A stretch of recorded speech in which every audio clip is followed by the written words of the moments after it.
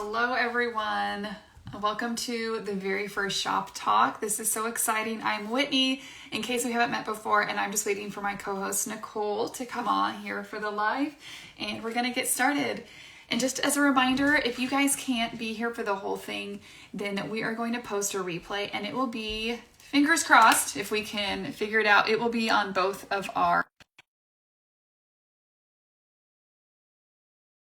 So Nicole is coming on live. We just got to wait for the Instagram connection to work. I'm so excited. Are you guys excited? If anyone's excited, leave a little comment below. Hello. All right. How are you doing? Good, how are you? I'm so excited about today. I can barely contain myself. I'm really excited too. I'm also like kind of terrified. No, don't. It's one thing to come on here and sell things, and then it's another thing to kind of like, like have like an actual conversation and try to be informative. So I'm just like a little like, ee. Oh, no, this is just going to be like basically our phone conversation yesterday, except recorded and in front of a whole bunch of other people. So it's totally fine. Oh, no. All right, guys. So just to kind of give you a roadmap of where we're going today, this is our first ever shop talk. So this is a series of Instagram lives that Nicole and I are putting together to just really help to educate and encourage other online vintage sellers here in the Instagram space. And this will hopefully be one of many. And our plan is to have people on as guests. Sometimes it'll just be Nicole and I, and we will kind of go on all kinds of topics, all the way from like the philosophical business, thinky type of things, all the way to the practical of shipping and how you get paid and how you interact with customers and that kind of thing.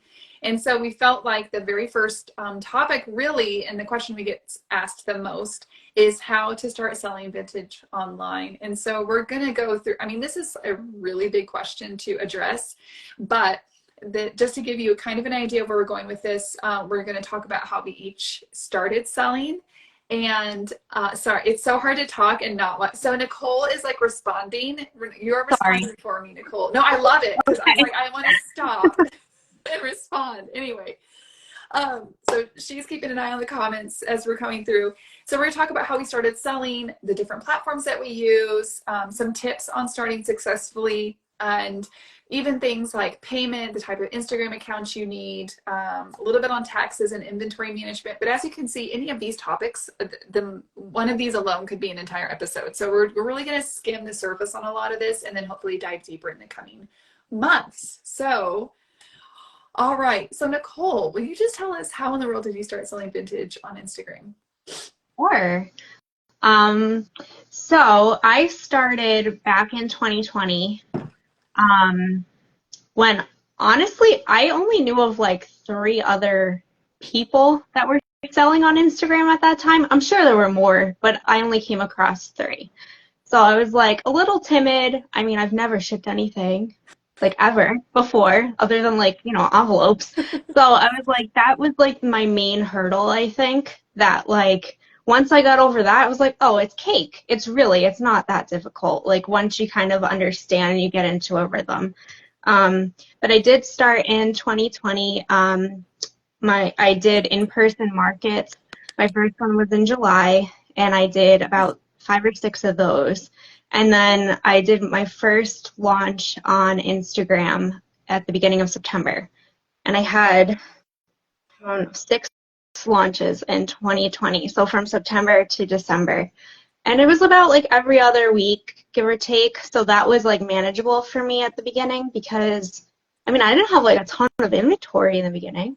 I had like overflow of things, like if I bought some stuff for myself at like an auction or something like that, or like an estate sale, and I didn't want the 5 things in the lot. I just wanted the like 1 or 2. Then I kept the other ones aside for hopes of like starting my own shop. The dream would be to have a brick and mortar, but that's like, need the funds first.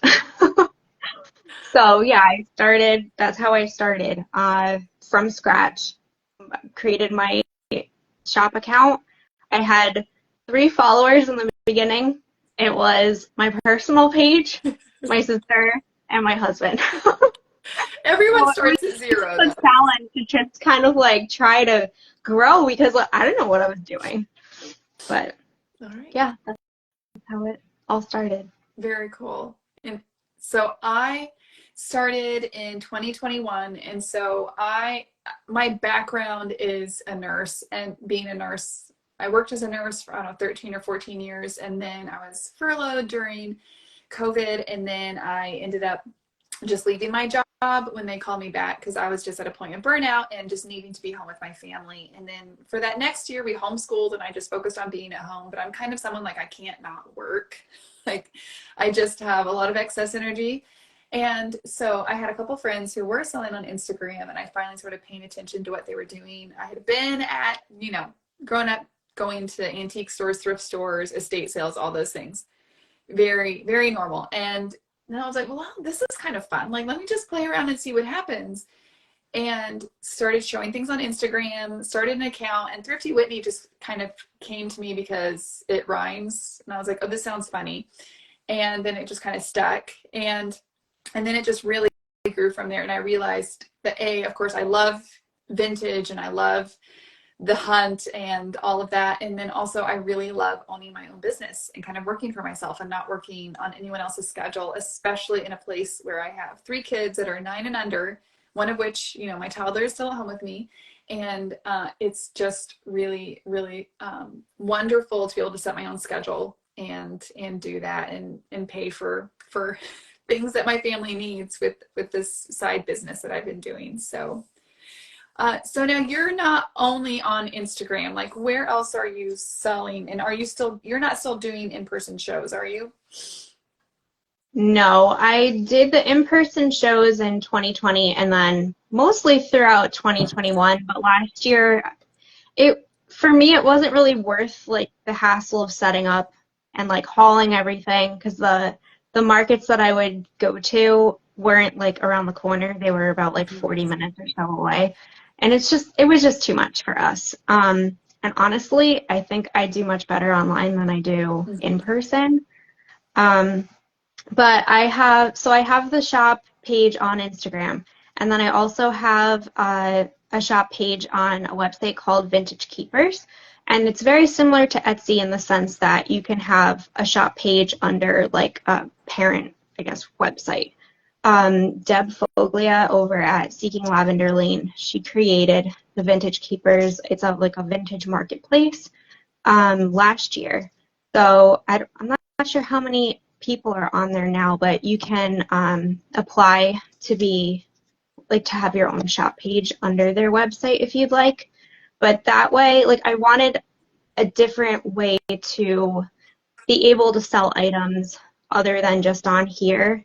One, because if I try selling it a few times on Instagram and just there's no bites, like I wanted another place to be able to like offer it up. Mm-hmm. And 2, like if I just had maybe, I don't know, an hour one day, like it would be nice to just like do drafts and then like I could post items like as a restock kind of a thing, like little by little, and not have to necessarily plan like a launch or a drop on Instagram. So I really liked that idea of being able to kind of like, do a little mix of both, have a different audience, because not everybody has an Instagram account either. So that's like your other issue that you could run into. So I just wanted a separate way to be able to sell. And this is like a side business to your full-time job. Also, I work part-time. I didn't mention it before, but I did work full-time at an architectural firm. And in 2020, with all the shutdowns, like, I mean, there was no building. So, like, there was no construction. So my office had to lay off, like, half their staff. Because how are you going to keep all these people, like, afloat? You just can't. And I came to peace with it. And honestly, I think it was, like, a blessing in disguise that I was able to actually do. Not that I don't love architecture, because I do. But I was able to follow a passion. And being able to work for yourself, I just feel like it's way more rewarding than it is to, like, I don't know. I don't want my boss getting all the credit for everything. Like, I can get the credit for stuff now. Not just sound like weird, but like it's definitely a different type of feeling when you're successful on your own versus being successful for somebody else. Mhm. But I do still work in the architectural field. I work for a very small firm. Actually, friends of mine, they created their firm last year or 2 years ago. And I work for them, so about like 24 or so hours a week. So I'm able to kind of balance both the shop and that. Mm-hmm. Yeah, it really shifted things for a lot of us, for sure. So I don't have another job, but I am like, 24/7 mom, housewife, all of that. So, but this is, I would say, like a healthy part-time income for me.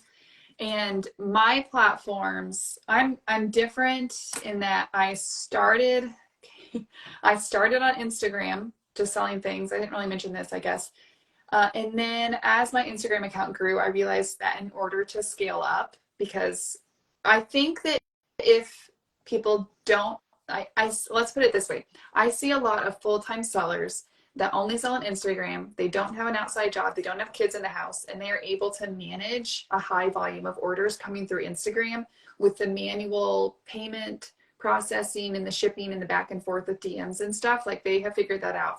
For me, though, with my limited time, I was like, I just can't scale up. And so I decided to open an Etsy shop. And Etsy, it honestly has been a great platform for me. And especially the exposure, because Etsy takes care of driving all the traffic into my shop. As long as I am using the right algorithm and search engine terms and all of that.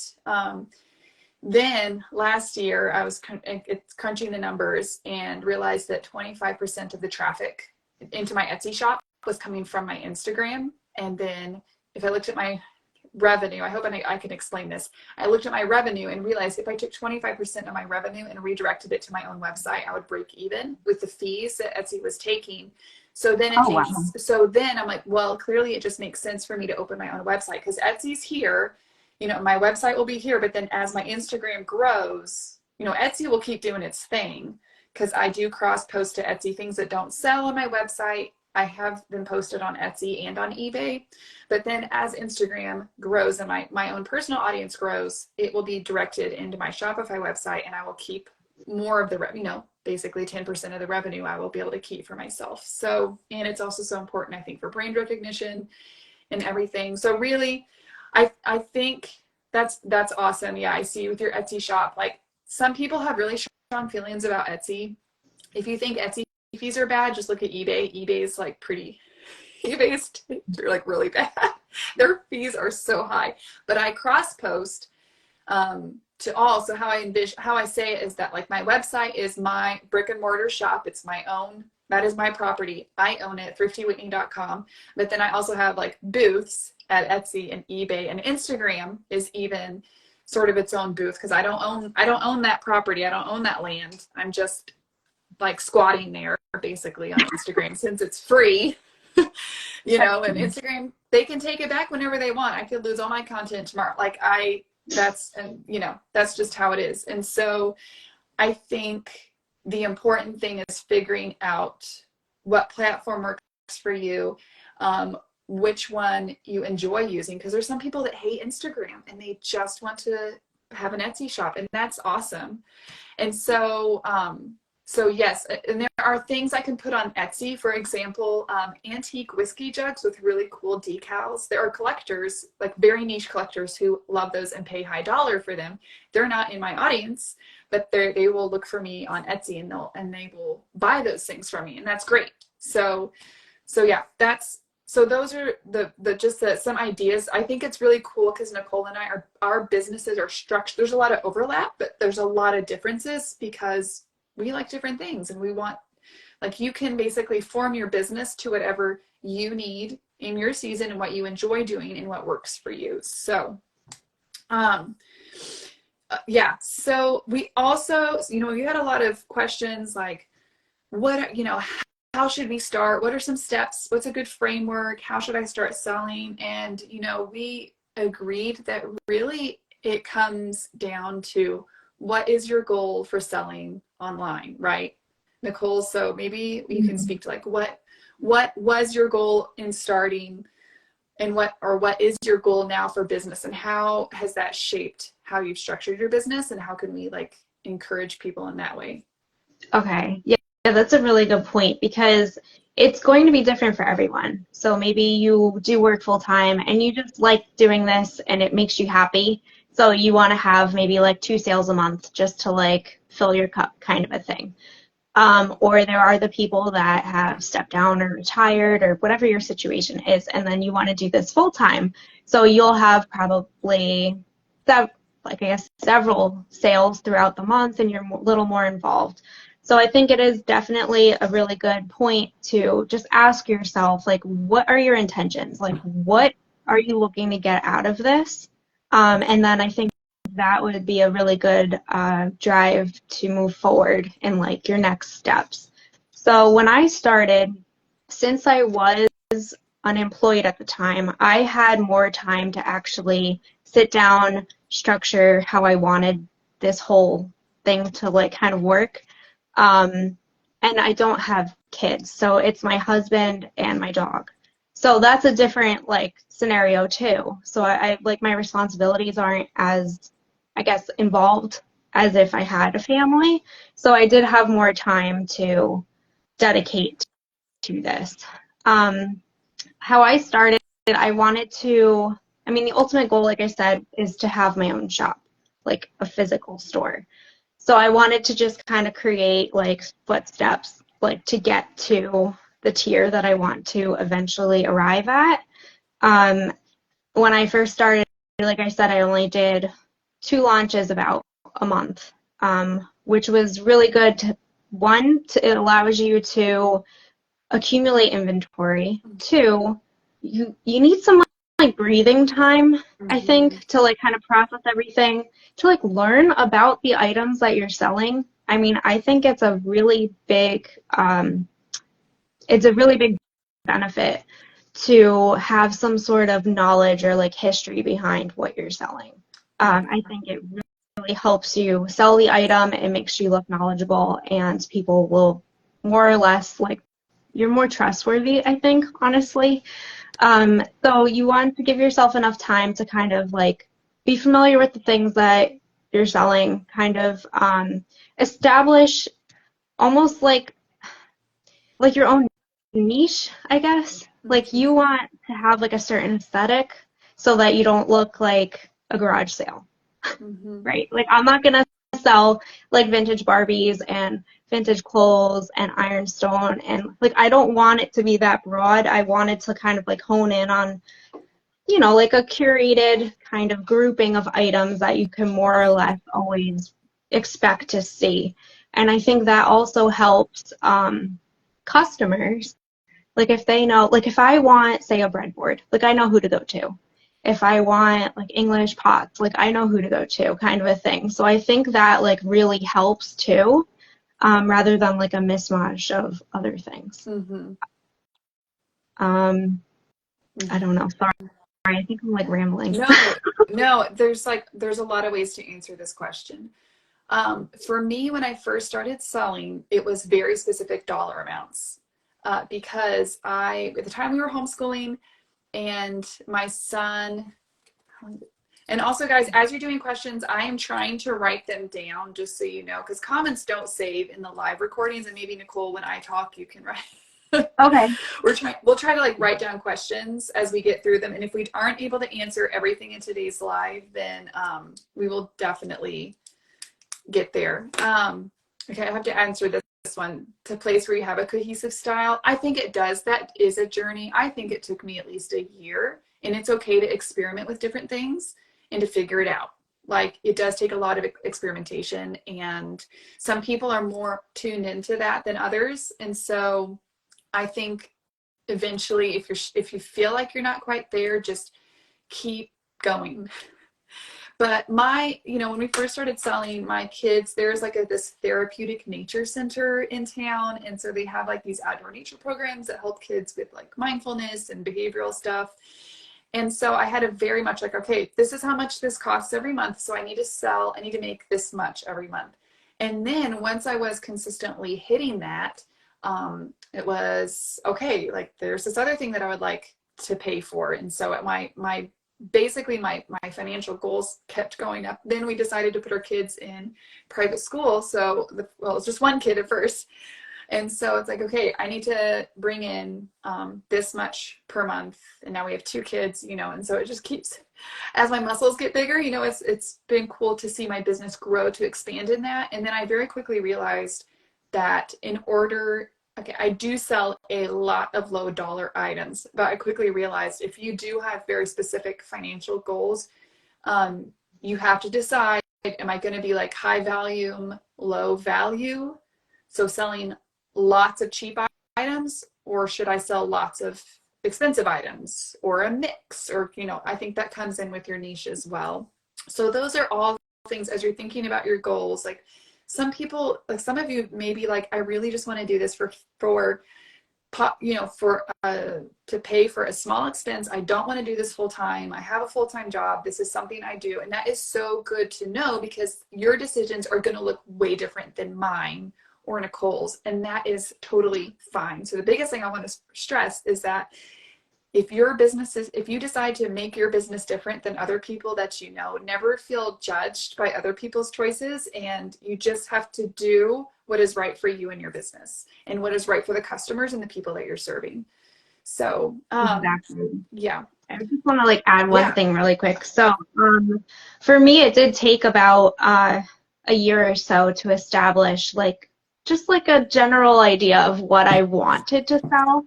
And I learned that, because in the beginning, first off, thrift stores. Okay, in 2020, thrift stores were great. Everything was very inexpensive, and I was able to translate that into selling items at a lower cost. So if I could buy something for $2 at a thrift store, I'm not going to charge $40 for it. I don't know. I feel guilty doing that, so I wouldn't do it.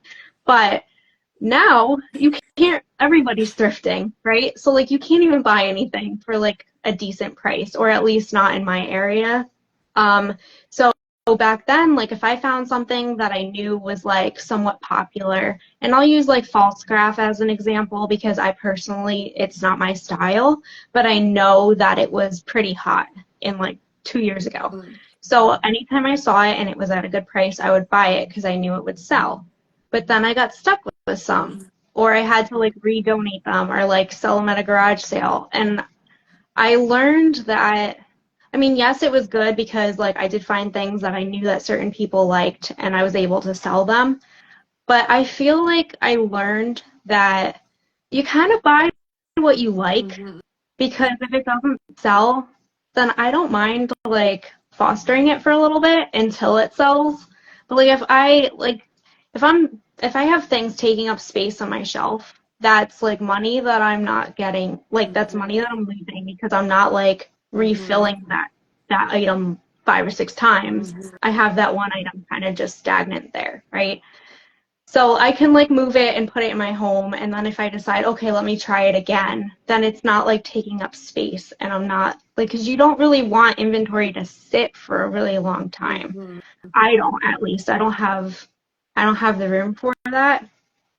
And then there was a question, how do you find customers for your specific items? Hashtags, yes, hashtags work pretty well. I think it's a lot easier now.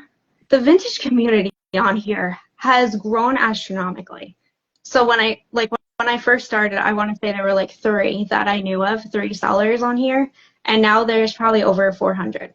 And that's encompassing all different aspects of vintage. It could be clothing, it could be toys, it could be, everything, quilts, things that I don't necessarily, what can I think? I don't necessarily look for myself, or I don't carry in my shop. But I think because there are so many people on here now, and because the community is really so welcoming, that it's much easier to find the customers now than it was back then. Or it's easier for the customers to find you. I think that's the key there, is being, it's easier to find. Be found, be discovered. And I have more to piggyback on that, but like it's gonna kind of come up with the next kind of couple topics that we're going to go over. So Yeah. And we've kind of already shared, we're going to talk about like tips on starting successfully, which, okay, so we're probably going to do like focus episodes on like shipping and inventory management, picking, so I know we're going to skim over this. So don't, please ask questions and then don't be sad if we don't answer it right away. But what are some like kind of general good tips for someone who is starting success to sell? And we'll address Instagram, since we're on Instagram. We're also planning, to talk about Etsy and Shopify and all these different platforms as well. But for people who are, because Instagram is such a low threshold for entry, it's free and it's easy to get on, it's easy to post, it's a free way for marketing, all of that, so a lot of people have found it a really easy way to get your feet wet and to see if you even enjoy selling. The downside to that is that there's absolutely like no structure. Like you have to build your own structure. As far as if you go on Etsy, there's literally fields that you just have to fill out and click for listing items and putting them in the right category. They don't really let you forget anything, but on Instagram, you just kind of have to figure it out, a lot of it on your own. So yeah, what are some tips for starting successfully on Instagram? So going along with what Whitney just said about there's no structure, I think it is very beneficial to either like come up with your own shop policies or maybe just view a couple of different shops and just see like what they include in there. But you should definitely have your shop policies to like ground your business. So this would include your policies on shipping, like I would say you definitely need to, big pet peeve, when people don't tell me where the heck in the world they are. You should tell people what state at least you're in. Yes. That's very beneficial, I think. In your profile, right? In You're your talking profile, like in your bio. like right in your bio, like yes. What state are you in? It makes it so much easier than I know what time zone you're in. I know like if I want to buy something that's 20 pounds, I don't know if I'm going to do it from California because, I'm in New Jersey. So that's going to be like really expensive. I just think it's nice to have everything established for people because that's kind of like your resume. So you want to have where you're located. I would say how you handle shipping, timeline for like packing orders, if you have all your like the payment methods that you accept, all those kinds of things that we'll go into a little bit later. And you can either have that, like I have mine saved to a story highlight bubble, and I know a lot of other people have them saved to like posts on their profile. So wherever you have it, I just think it's definitely necessary. And it also helps you too, because then you have like some ground rules that you have like a policy established. So if for whatever reason something happens, like it's a way to cover yourself too. I would say another tip was to be present. The thing with Instagram is it's all about how often you're on here and how often you comment, you share, you post, all that kind of stuff. So you could have, like, I'm going to just use this as an example. I have just over 6,000 followers. I maybe get like 200 people that view my stories. That's a very low number. And I'm pretty present on Instagram. And I don't think I've ever hit like over 500 likes on a photo either. So like you have to just think about like perspective of the more present you are, the more exposure you're going to get. Instagram's algorithms are a little tricky, and I don't think anybody figured them out. But you're also to like help you grow. It is better if you engage on other people's posts. If you join like hashtag tours or anything, like you want to get yourself out there, you want to like keep putting your name into people's faces, kind of, because that's like otherwise you're just another person. I mean, there are 6 billion of us, So it's like you kind of have to just like knock knock, I'm here. Like gotta like nag a little bit and like just like keep showing up. I think that's like really beneficial. Uh, Networking. So Mm-hmm. about 2.5 years ago, a friend of mine on Instagram invited me into like a friends group where in DMs we talk to each other, we share each other's posts, we share each other's sales to our stories. We're just like each other's cheerleaders, I guess you would say. Mm-hmm. That really helps you grow, especially if you're just starting out. And then it helps you learn. You could, like with Whitney and I, like we compare like pricing of things, or we ask for tips on like how do I ship this? Because Whitney is an Mm-hmm. excellent shipper, like packer.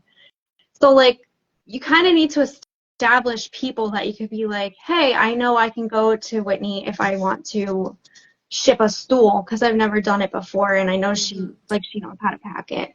Or I can go to Candace if I have like an ironstone question. So Mm-hmm. I think it's really beneficial to create your network, and then I mean it's for any business really. Yes.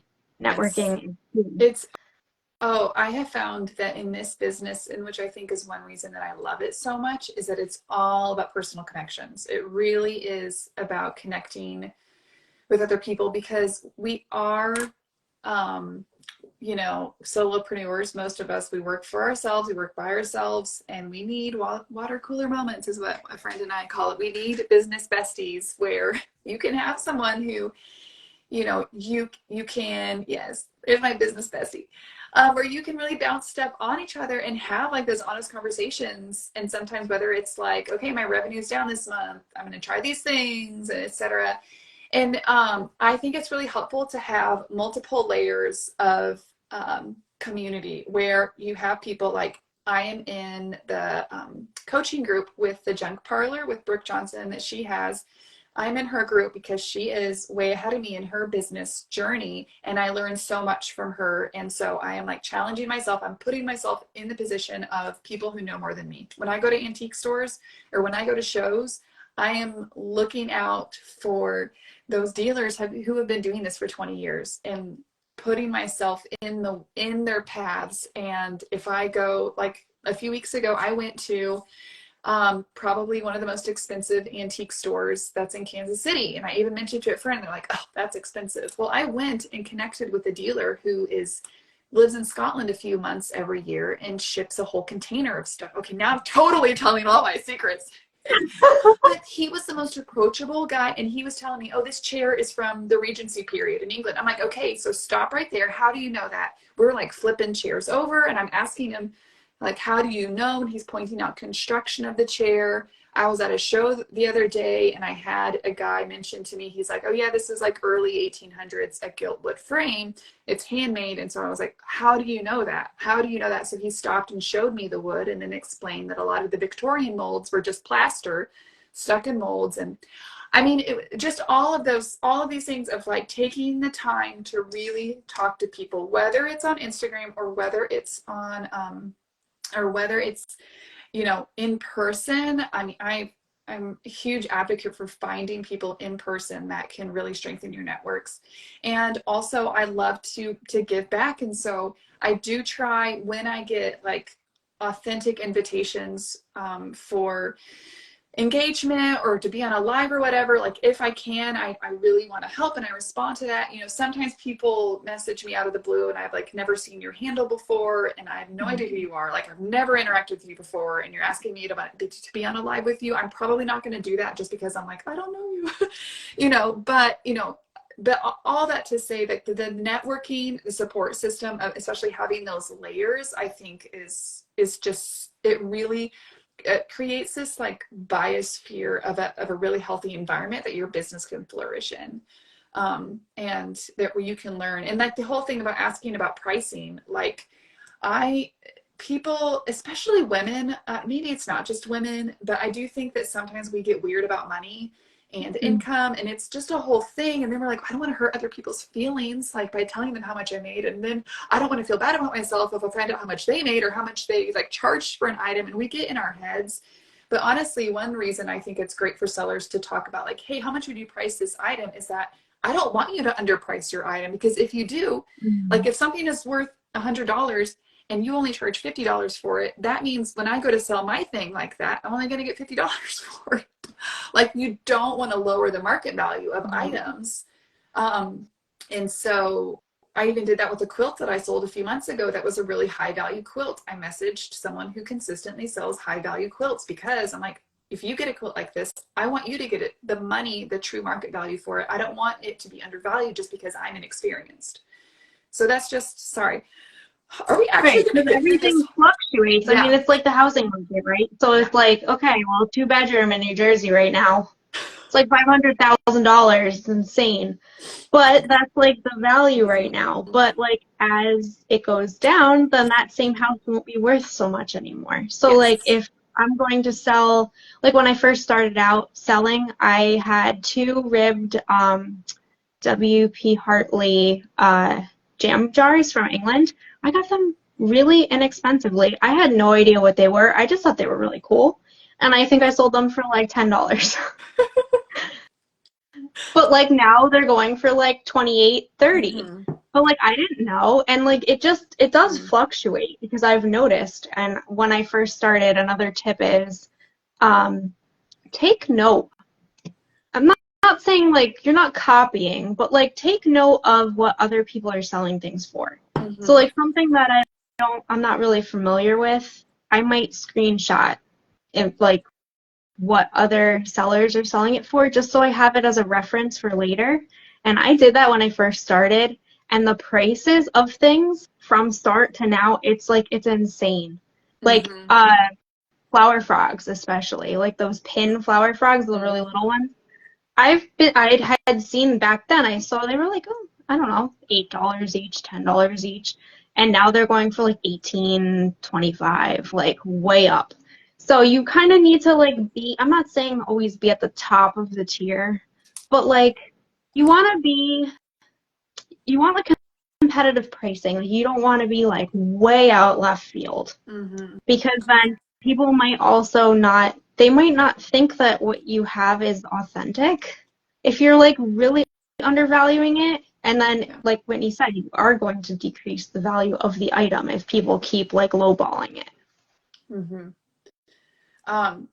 Someone mentioned something about new sellers. Now, I do think about new sellers having a hard time getting high market value. So I do think that with experience and knowledge comes the ability to price your items accordingly.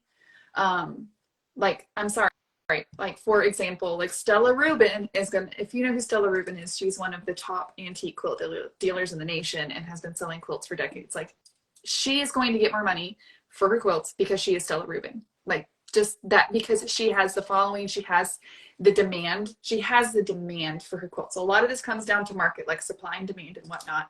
But I think what you said is really key. Like, you don't have to charge, a high premium, but as you gain experience and traction and knowledge and the reputation for being a really honest and dependable dealer, you can price your things accordingly. Okay, we're gonna have a hard time getting through all the stuff on our list. Okay, I hate to cut. Okay, okay, real quick, how about some easy ways to start selling on Instagram? So, because we do this a little bit differently, but you mentioned we've put down a quick list. Join a group market or progressive sale for exposure. That has worked out really well for you. I'll be honest, and I don't know if it's just because I don't do them often enough, but those have never been extremely successful for me. But again, it's maybe something I'm doing wrong, or it might be that I do them very irregularly. So it might come back to consistency, because I feel like you do group sales all the time. I do have a seasonal one that I do with Lori over at It Had to Be Vintage, and we invite other people to join us. So we do have like fall market spring market, those kinds of things. But like in the beginning, when I didn't have very much exposure, when I joined a group of seasoned sellers, my following like went skyrocketed. And I think that especially if you're like a small account, so say you have like 200 followers, not the followers really, I don't want you to like hone in on followers, right? So like I have say 6,000 followers. I might have like 100 people that buy from me.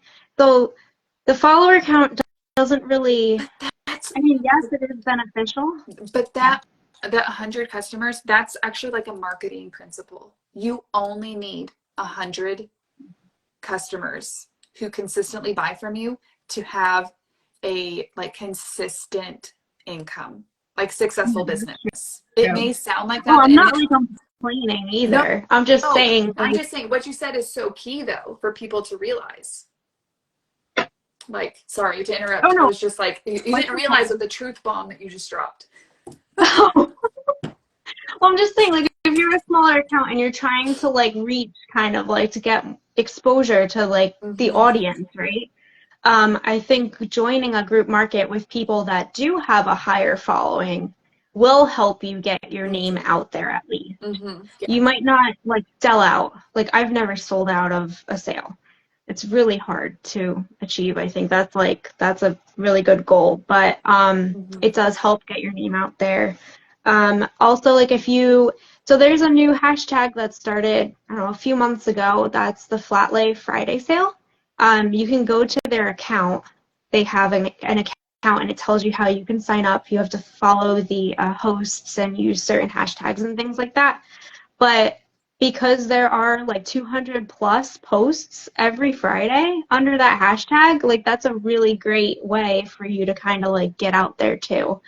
Or you could do like a single like shop my square post and then just do like hashtag shop my square. That way, like if you wanted to start out, maybe have like 6 to 8 items in like a little vignette and then just try it. See if there are any bites. And if there aren't, don't be discouraged because you got to start somewhere. You just have to keep going.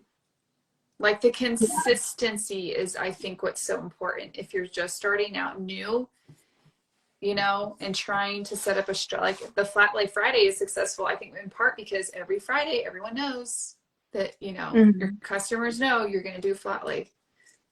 So, yeah. Someone mentioned what kind of Instagram account do I need? And I think we both kind of agreed that having a business or at least a creator account is really important because of the stats that you can drive and the way that you can organize your DMs and messages and tag them and that kind of thing. You can even, like, for example, on my account, I have an Instagram shop set up that's connected with my website. And so I can have shoppable posts. And that's one reason I don't do Instagram Square sales, because for me, it is like a duplication of work basically, because I'm just going to list it on my website and then post a picture on Instagram. And if it doesn't sell, it'll go on Etsy or eBay. But that is really the easiest way to just make it a business account, and then you can just put like online shop or vintage seller or whatnot, and then that's an easy way to do that. Okay, payment, as far as like how to get paid, that's kind of important when you're running a business. So how do you do your payment options? So I set up a Venmo account and a PayPal account. And, there are many different apps. I mean, you could use Zelle, you could use Square, there's the Cash App. There's all different types of ways to receive money, rather, like other than just cash or like sending a check in the mail or, kind of a thing. I don't currently accept like credit card payments, but PayPal, I don't know if Venmo does too, but PayPal allows you to link a credit card. So that's like a way around it. But I do like Venmo and PayPal. I think they've worked out pretty well. And most people have PayPal, if anything. Mm-hmm. Venmo, there are still some people that don't have an account. Yeah. I think I'm a big fan for streamlining things and keeping things as simple as possible. So before I opened my website, I did either Venmo or PayPal. And those are the only two that I took. And then once I set up my website, it's on Shopify, and I can actually create invoices via Shopify, and you can pay with credit card.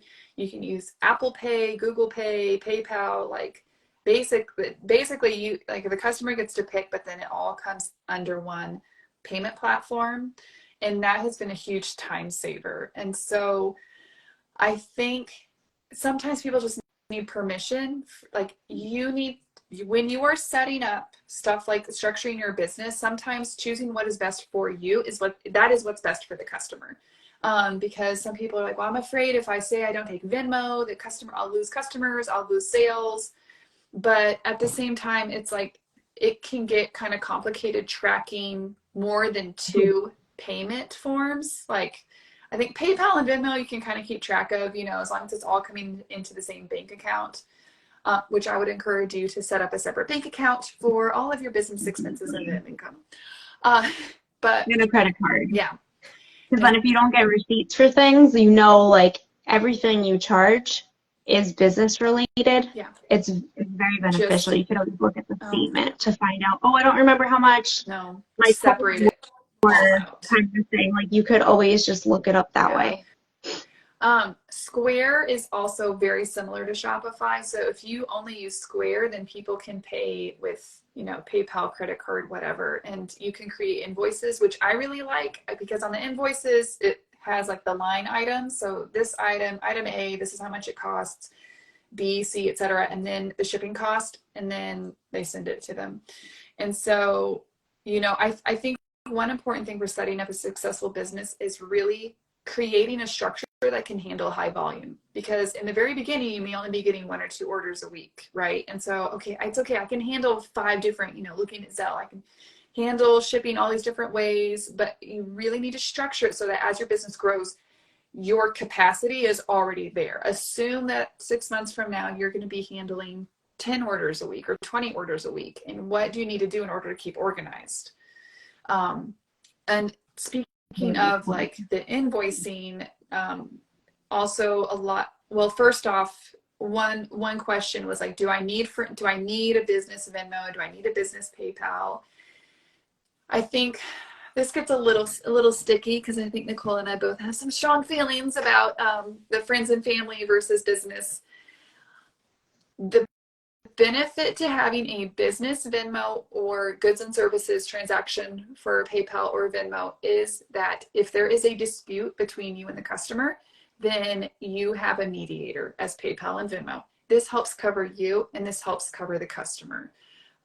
You have to decide what kind of business, I'm trying to be really careful how I say this. You have to decide how you want your business to be presented to the customer by saying things like, I only accept friends and family. If you want to do goods and services, you have to pay for the fee. I don't accept goods and services payments, etc. If you choose to make that a policy for your shop, just stop and think about how that looks to the customer. And also consider that if this is a business for you, there will always be a cost of business. Like business is going to cost you money. You're going to have to pay fees. For me, having, for example, Shopify, I pay a monthly fee to Shopify plus transaction fees. But you know what? The amount of time that it saves me and the effort and everything is like worth its weight in gold. So you don't have to have a business account, but if you make it a policy that you don't do cost and goods, just think about that. That's what we're going to say. How about 2-part invoicing? We are like really coming up close on an hour already. That's okay. That's why we're going to do this more than once. Because 2-part invoicing is also related to open boxes. So tell us how you do that. So I have an open box policy, and it's for the calendar month. And I will have several sales throughout the month, including Flatly Friday sales, maybe story sales, those kinds of things, live, everything. So if you don't mind waiting until, say, 2 weeks or the end of the month, I can keep your item here, which means that it would just save you money on shipping. That's assuming that you're going to purchase again. You don't have to keep your box open, but it's for like I have a handful of repeat customers that they will purchase items throughout the month, and then their shipping might only be $10 at the end versus like $8 after every sale. Yes. So which adds up. Like shipping, like I'm that person that when I'm like, oh, I have to pay $75 to get free shipping, okay, I guess I'm shopping a couple more things. Like I don't want to pay for shipping, like ever. But that's just me. So when I do the open box, I'll request payment for the item total to keep it reserved and to keep it like on the shelf for you, kind of a thing.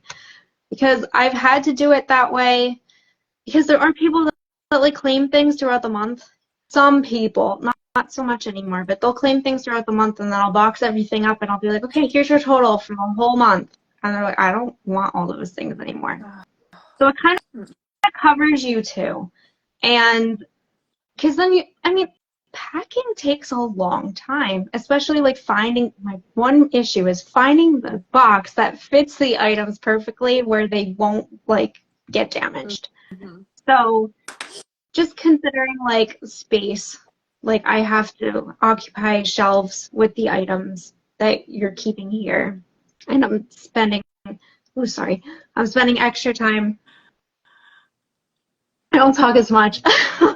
I'm spending extra time like packing these items, so I do the two-part invoicing where I will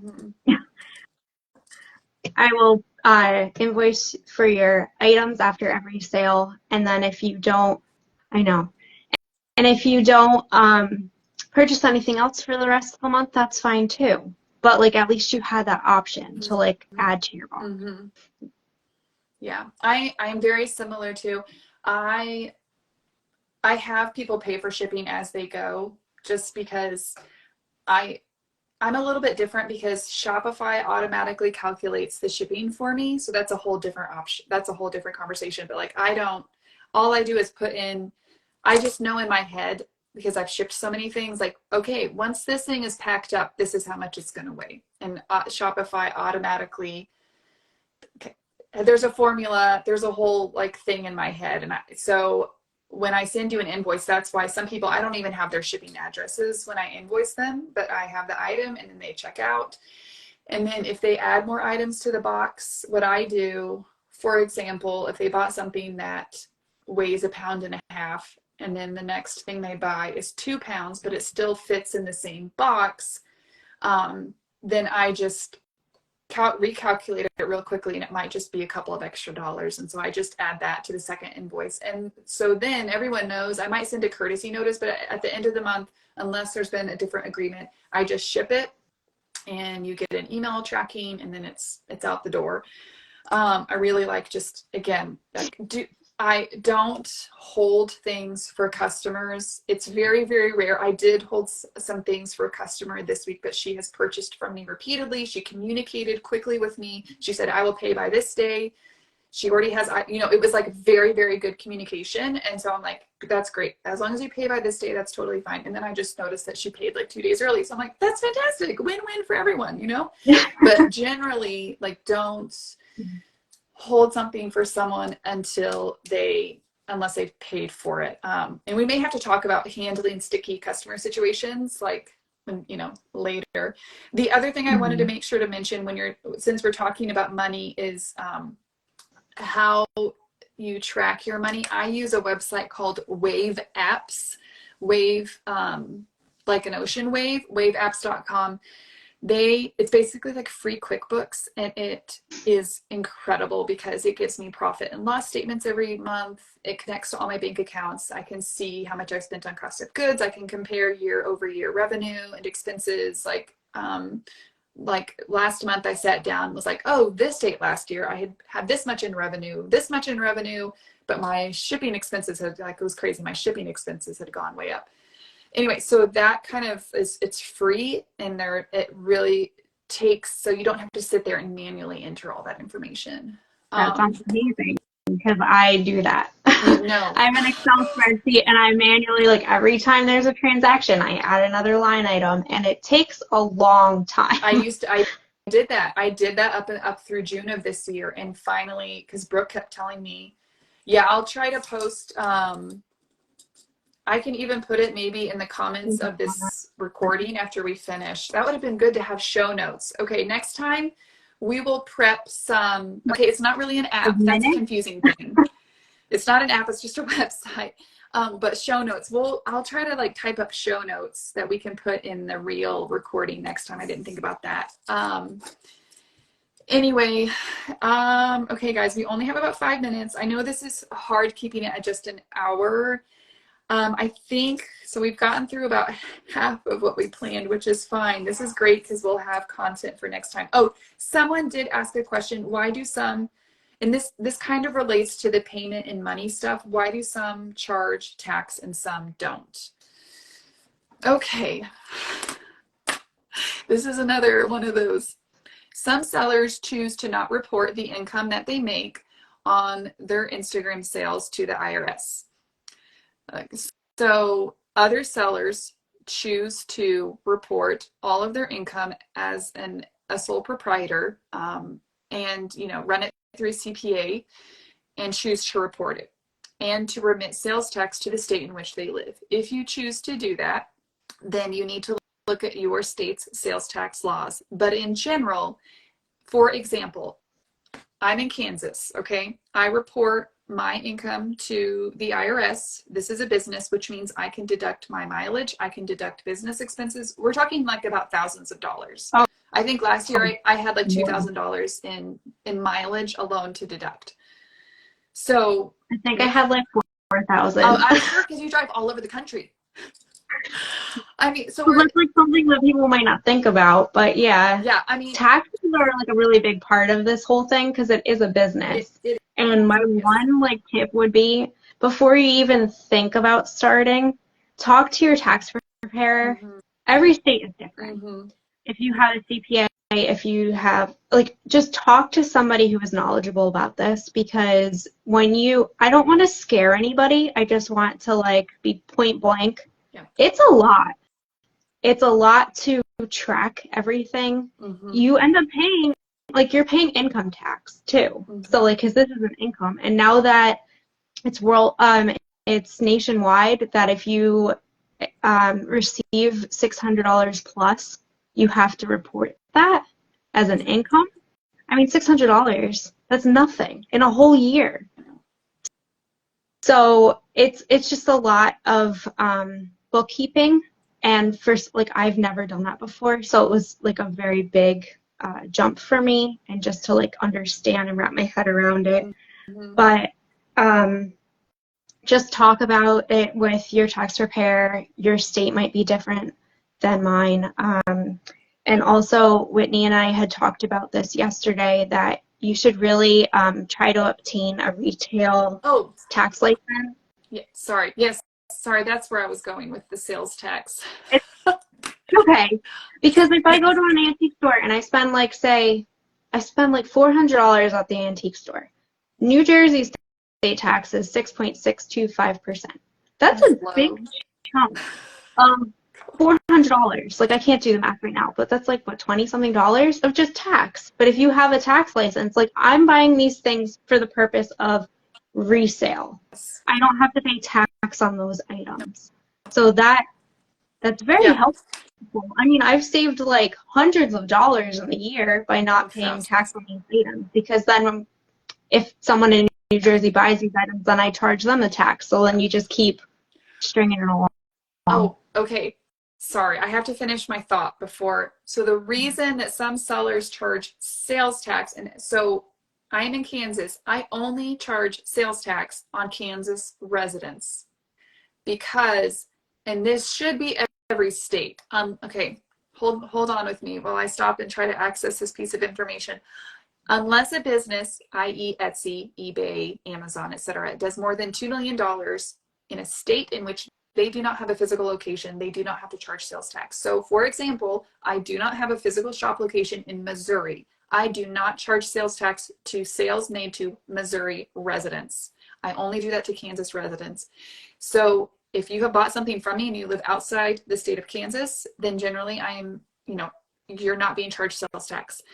I cannot speak to every person, but I have seen occasionally one or two sellers say that they charge sales tax on everyone. And I believe that is incorrect, because what I do with the money that I collect in sales tax from my Kansas customers is I have to remit that or send that back to the state of Kansas. So I pay that to the state of Kansas at the end of every year. Some states you have to pay it quarterly or even monthly.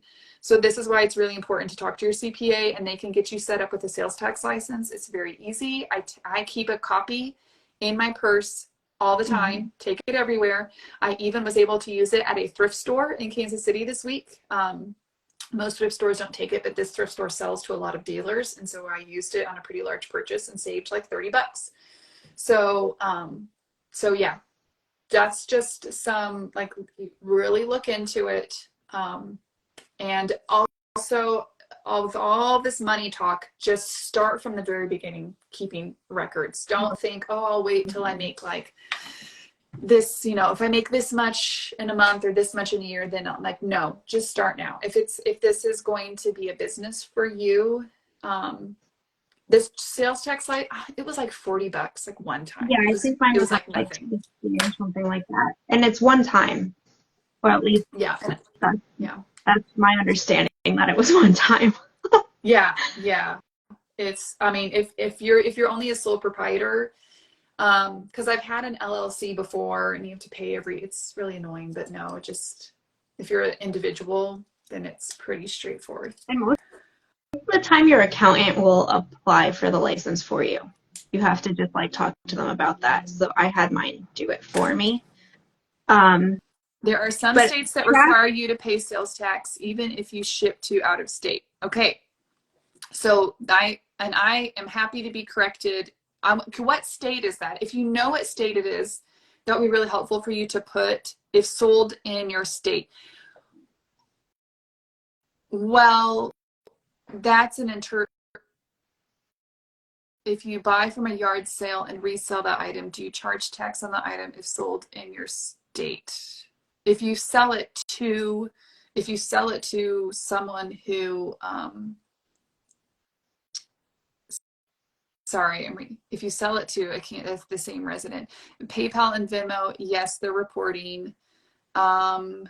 Maryland. Okay, I thank you. So again, Maryland might require sales tax. Maryland is so small, they're probably like, we don't have enough people.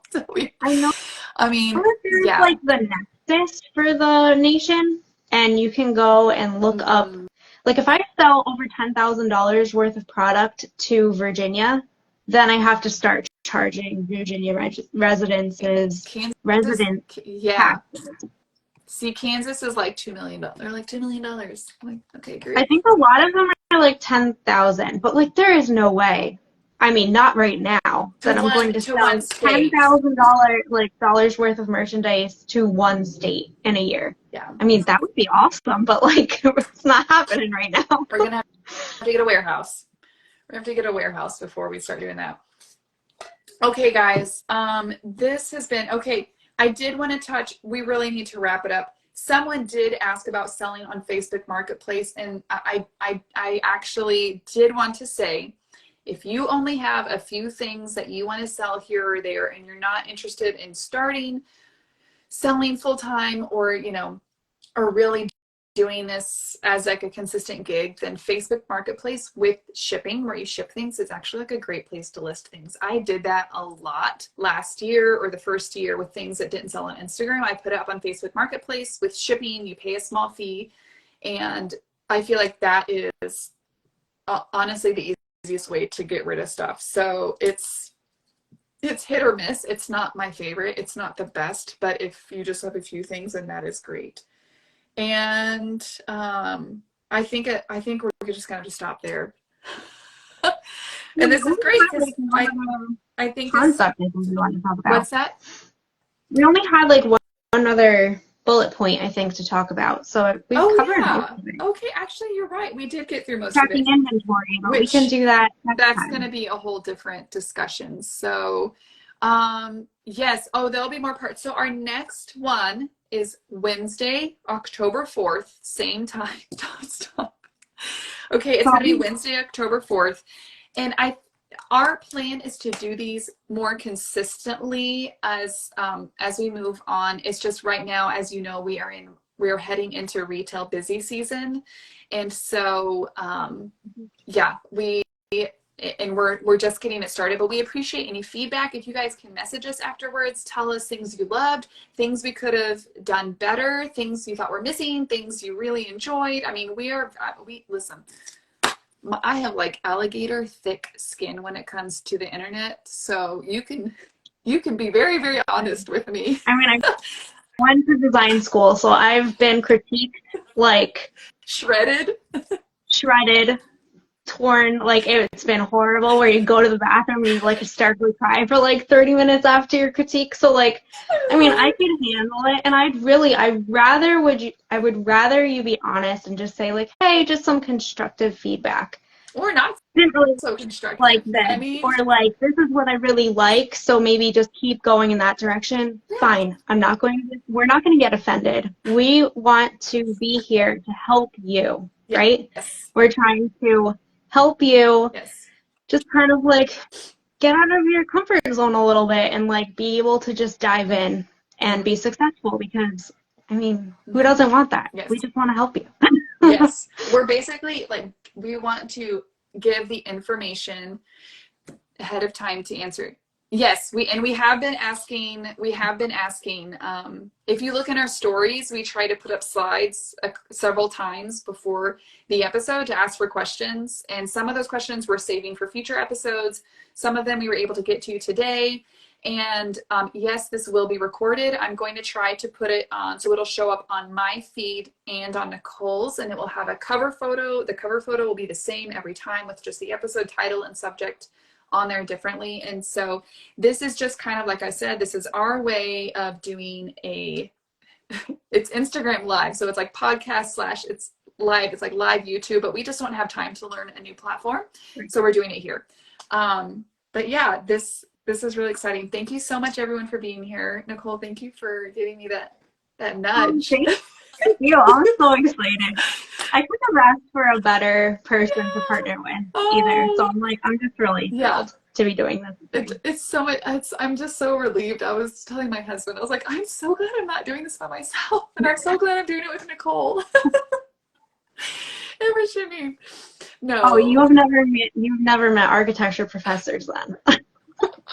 Good. You don't want to. We'll spare you that trauma.